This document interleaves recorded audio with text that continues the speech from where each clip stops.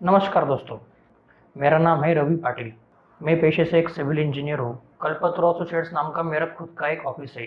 उस ऑफिस के माध्यम से मैं building planning, building permission, line out plan, building execution इस जैसी सर्विसेज मैं प्रोवाइड करता हूँ।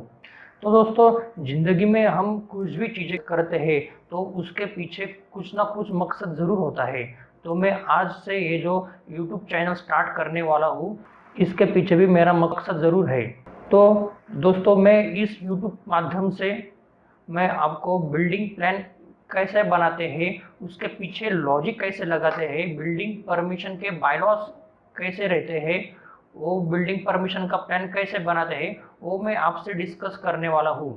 वैसे ही कॉलम पोजीशन प्लान किसको कहते हैं, कॉलम पोजीशन हमें प्लान में कैसे डालना पड़ता है और फेस लाइन प्लान कैसे बनाते हैं, वो भी मैं आपसे डिस्कस करने वाला हूँ इस यूट्यूब चैनल के माध्यम से। तो दोस्तों, ये जो मेरा यूट्यूब चैनल है, वो जो फ्रेशर सिविल इंजीनियर है, इनके लिए ये बहुत हेल्पफुल होने वाला है। तो दोस्तों, चलिए अब हम एक्चुअल वीडियो को स्टार्ट करेंगे।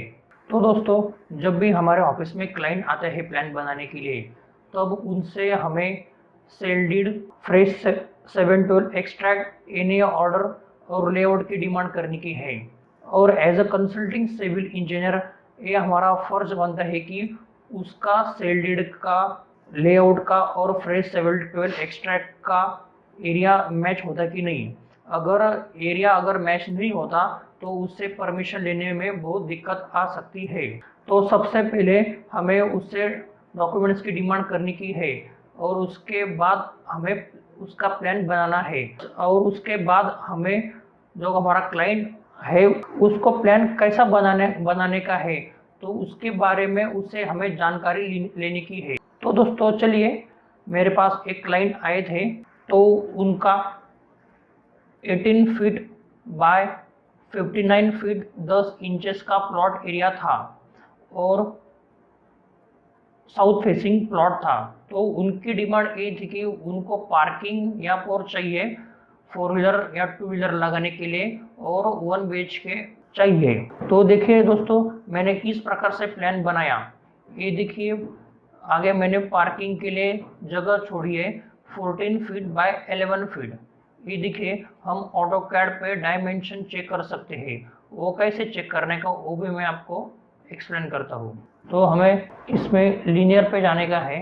तो दोस्तों देखिए, ये है 14 बाय 11 फीट का मैंने पोर्स दिया है। तो इसमें हम 4 व्हीलर या 2 व्हीलर पार्क कर सकते हैं। तो ये 14 बाय 11 फीट एक ऐसे चेक करने का ऑटो कैड में, वो भी मैं आपको बताता हूँ। तो लीनियर में जाने का और इस तरह से चेक करने का। ये ऑर्थो ऑफ है तो ऑर्थो ऑन कर लेने का। ये देखिए 14 और हमें 11 चेक करने का है। तो ये देखिए, इस प्रकार से हमें चेक करने का है। तो चलिए दोस्तों, तो ये जो मैंने 4 फुट दिया है, ये जो है वो अपने स्टेप्स है। नॉर्मली स्टेप्स जहाँ पे हम पैर रखते हैं तो उसको ट्रेड कहते हैं, और जो वर्टिकल डिस्टेंस रहता है उसको हम राइजर कहते हैं। तो नॉर्मली हमारी प्लीन हाइट ये लगभग 4 फुट रहती है। तो ये अपना वर्किंग 2D प्लान है, तो इसलिए हम प्लीन हाइट यहाँ पे मेंशन नहीं कर पाते। अगर हमने इसका सेक्शन बनाते तो इस यहाँ पे प्लीन हाइट मेंशन होती। तो देखिए दोस्तों, ये जो है अपना, इसको ट्रेड कहते हैं। वो नॉर्मली 10 इंचेस का होना चाहिए, और जो अपना राइजर रहता है वो 6 इंचेस का होना चाहिए। तो दोस्तों, सबसे पहले हम जब प्लानिंग करते हैं तो सबसे पहले हमें ध्यान में यही रखना है कि हमारा each and every room will be well ventilated and the privacy is to be maintain. तो देखिए दोस्तों, ये है अपना 4 फुट। तो 4 फुट मैंने हॉल के लिए जगह छोड़ी है साइड पे।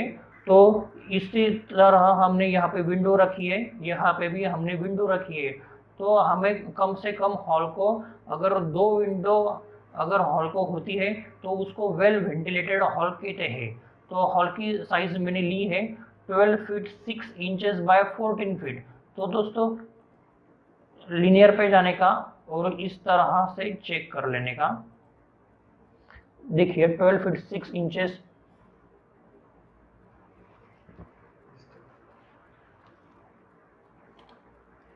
Bye 14 feet. तो दोस्तों इसके बाद मैंने WC और बाथरूम प्लेस किए हैं। WC की स्टैंडर्ड साइज होती है 3 फीट बाय 4 फीट। तो देखिए दोस्तों मैंने स्टैंडर्ड साइज ली है। और WC यानी वाटर क्लोजेट, वाटर क्लोजेट यानी हम उसे इंडियन टॉयलेट कहते हैं। वो भी बाथरूम की साइज स्टैंडर्ड साइज है 4/7, तो वो भी मैंने स्टैंडर्ड ली है। और उसके एग्जैक्ट सामने हमारा स्टेयर केस है। स्टेयर केस मैंने 11 फीट 3 इंचेस में लिया है, उसकी साइज है। और स्टेयर केस नॉर्मली हमें उसका जो साइज रहता है वो हमें नॉर्मली हम 3 फीट लेते हैं। और नॉर्मली अपनी फ्लोर टू फ्लोर साइज 10 या 11 फीट रहती है। अगर हमें एक फ्लोर से दूसरे फ्लोर पे कंफर्टेबली जाना है तो हमें नॉर्मली 18 स्टेप्स प्रोवाइड करने का है। तो देखिए दोस्तों ये जो है अपना ट्रेड है 9 इंचेस का लिया है, हमें 9 या 10 का ले सकते हैं हम लोग। तो दोस्तों उसके बाद है किचन। तो देखिए किचन है, किचन प्लेटफॉर्म हम उसे कहते हैं, वो अपना साउथ ईस्ट डायरेक्शन में होना चाहिए। ये देखिए अपना किचन प्लेटफॉर्म है, साउथ ईस्ट डायरेक्शन में है। और किचन बाथरूम और WC की भी हमें वेंटिलेशन की जरूरत है, इसलिए मैंने यहाँ पे 3 फीट की जगह छोड़ दिए है। तो यहाँ पे किचन को विंडो है, यहाँ पे स्टेप्स है, तो यहाँ पे हम वॉशिंग एरिया मैंने यहाँ पे लोकेट कर दिया है। तो हम यहाँ पे वॉशिंग वगैरह का काम कर सकते हैं। तो यहाँ पे मैंने थ्रू आउट यहाँ तक मैंने 3 फीट की जगह छोड़ दी है। तो देखिए दोस्तों यहाँ पे भी 3 फीट है। और ये हुआ दोस्तों अपना मास्टर बेडरूम, यानी जिस बेडरूम को टॉयलेट रहता है अटैच टॉयलेट, तो उसे मास्टर बेडरूम कहते हैं। तो दोस्तों मास्टर बेडरूम की साइज है 9 feet 8 inches bye 9 feet 1 inches. और उसको अटैच टॉयलेट है वो है 4 फीट बाय 6 फीट का। तो उसके पीछे मैंने उसके वेंटिलेशन के लिए 3 फीट की जगह छोड़ दी है। और मैंने उस दिशा में जाने के लिए मैंने स्टेप्स भी प्रोवाइड कर दिए है। यहाँ पे अपना डोर आएगा और यहाँ पे अपना आर्च आएगा, यहाँ पे भी अपना आर्च आएगा और बेडरूम को जाने के लिए यहाँ पे डोर आएगा। तो दोस्तों एक बार आप ऑब्जर्व कर लीजिए। सबसे पहले पार्किंग की जगह मैंने छोड़ दिए है 14 फीट बाय 11 फीट, यहाँ पे 4 फुट जगह छोड़ दिए है। तो उसके बाद ओटा है वो है 4 फीट बाय 4 फीट का। उसके बाद मैंने वेल वेंटिलेटेड होना चाहिए, इसलिए मैंने 2 विंडोज प्रोवाइड कर दिए हैं। तो इस साइड को विंडो आनी चाहिए, इसलिए मैंने 4 फीट जगह छोड़ी है। उसके बाद है WC बाथ के एग्जैक्ट सामने अपना स्टेयरकेस है। उसके बाद किचन है, किचन प्लेटफॉर्म मैंने एग्जैक्ट साउथ ईस्ट डायरेक्शन में प्रोवाइड कर दिए हैं। और किचन के साइड में मैंने वॉशिंग एरिया प्रोवाइड कर दिया है 3 फीट का। और उसके बाद है मास्टर बेडरूम टॉयलेट और पीछे मैंने 3 फीट जगह छोड़ दिए है। इस तरह दोस्तों मैंने ये प्लान बनाया। आज के लिए सिर्फ इतना ही। अगर आपको मेरा वीडियो अगर अच्छा लगा होगा तो please like share and subscribe.